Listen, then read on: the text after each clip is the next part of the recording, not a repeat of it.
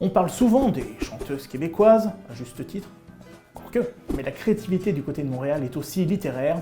À l'occasion de la rentrée, tiens, évoquons quelques plumes locales et féminines de talent.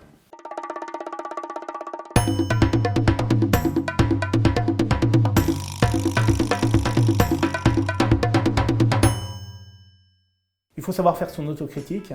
La littérature québécoise n'est sans doute pas assez lue en France, à cela plusieurs raisons.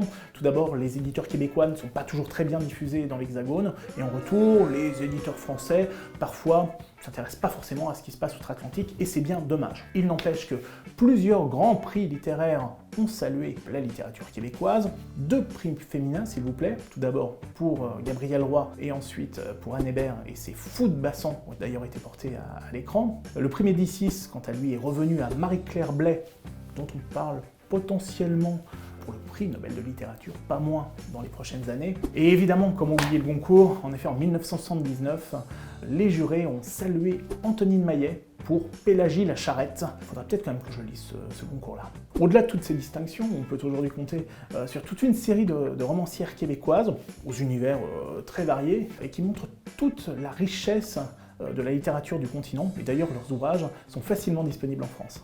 Bon, évidemment, on pourrait s'attarder sur la très charismatique Denise Bombardier, dont on a beaucoup parlé en ce début d'année en raison de l'affaire Matzneff, mais cette polémiste, essayiste, etc., ne doit pas faire de l'ombre à d'autres femmes de lettres de talent. Là, du côté du polar, citons André A. Michaud, dont les romans de terreur sont absolument de petits bijoux. Du côté de la fantasy, très grand public, il y a aussi Anne Robillard et ses Chevaliers d'Émeraude, qui ont su séduire au fil des ans de très nombreux lecteurs. Il faut également penser à toutes ces écrivaines québécoises d'origine asiatique, comme Kim Thuy, elle avait d'ailleurs reçu le Grand Prix RTL Lire pour Rue, ou bien encore Aki Shimazaki, qui elle, année après année, a su séduire un très large lectorat. Enfin, j'aurais tendance à vous recommander toutes ces romancières pour à peu près 30-40 ans et qui donnent du sang neuf à toutes ces littératures, comme Perrine Leblanc, comme Audrey Villelmy, ou bien encore Marie-Ève Thuot, dont la trajectoire des confettis est l'un des événements de la rentrée littéraire. Avec ce premier roman, car oui, c'est un premier roman de plus de 600 pages, on tient sans doute là l'une des œuvres les plus ambitieuses, les plus surprenantes et aussi les plus stimulantes de cet automne. Bon, au départ, on pourrait être face à une fresque familiale comme il y en a tant sur plus de 2 siècles, mais au-delà d'une chronologie éclatée, virtuose et toujours compréhensible, la grande originalité, pour tout dire le coup de force de cette trajectoire des confettis, c'est justement cette façon d'observer tous les protagonistes